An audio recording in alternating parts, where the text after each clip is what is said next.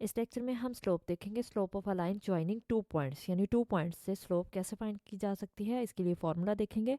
और parallel and perpendicular lines क्या होती हैं, पैरेलल लाइंस पैरेलल कब होती हैं और परपेंडिकुलर कब होती हैं, ये भी डिस्कस करेंगे। तो देखते हैं slope of line joining 2 points. If non vertical line L, जैसे हमने कोई भी लाइन स्लोप हम तभी लेते हैं, स्लोप का मतलब क्या होता है कि ढलवान, जैसे ये विद इंक्लिनेशन, इंक्लिनेशन यानी यहाँ पे इसका कोई एंगल बन रहा होगा।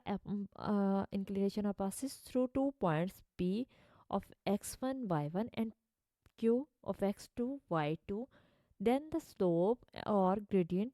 स्लोप कैसे फाइंड करते हैं, slope m of l is given by, अगर 2 पॉइंट्स दिए गए हों और हमें इसकी स्लोप फाइंड करनी हो, जब 2 पॉइंट्स दिए गए हों तो उस तब हम क्या यूज़ करते हैं, y2 minus y1 over x2 minus x1। ये हमारे पास इसका फॉर्मूला है। और ये इक्वल किसके होता है, टेन अल्फ़ा के, क्योंकि एंगल है हमारे पास यहाँ पे हम अल्फ़ा यूज़ कर रहे हैं, इंक्लिनेशन जो हमारे पास है वो अल्फ़ा है, तो इसलिए यहाँ पे इक्वल होगा ये टेन अल्फ़ा के। ये हम फॉर्मूला हमें याद रखना है जब 2 पॉइंट्स गिवन हों।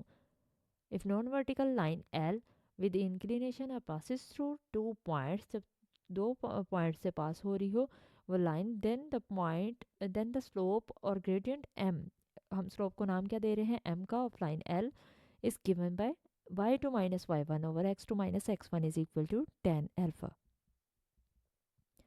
अब हम देखते हैं कि पैरेलल और परपेंडिकुलर लाइंस क्या होती हैं।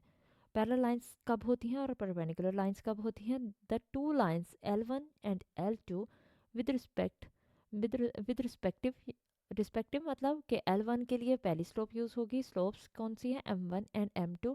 तो L1 के लिए स्लोप हमारे पास M1 है और L2 के लिए हमारे पास स्लोप M2 है। Are parallel, two lines are parallel with respective slopes कौन सी है, M1 एंड M2 हमारे पास, यानी L1 के लिए M1 स्लोप है, L2 के लिए M2 स्लोप है। ये पैरेलल तब होंगी if and only if M1 is equal to M2, तब इक्वल होंगी जब इनकी स्लोप्स इक्वल होंगी, तब पैरेलल होंगी जब इनकी स्लोप्स पैरेलल होंगी। तो याद रहे कि दो लाइन L1 और L2 पैरेलल कब होंगी, जब उनकी स्लोप्स पैरेलल होंगी।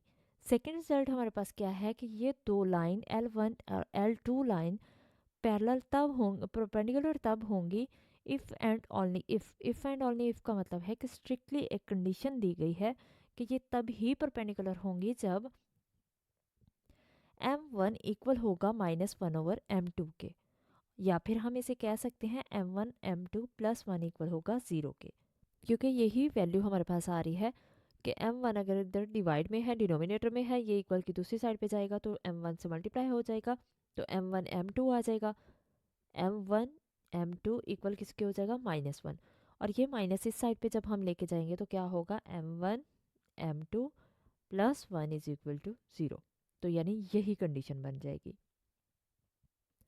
तो फिर हमें क्या रिजल्ट मिला कि दो लाइंस L1 और L2, ये स्लोप्स M1 और M2 के साथ ये पैरेलल तब होंगी जब इनकी स्लोप्स इक्वल होंगी, और परपेंडिकुलर तब होंगी जब इनकी स्लोप्स एक स्लोप इक्वल होगी, M1 है अगर M1 इक्वल होगा -1 ओवर M2 के, या फिर M1 M2 प्लस 1 इक्वल होगा 0 के।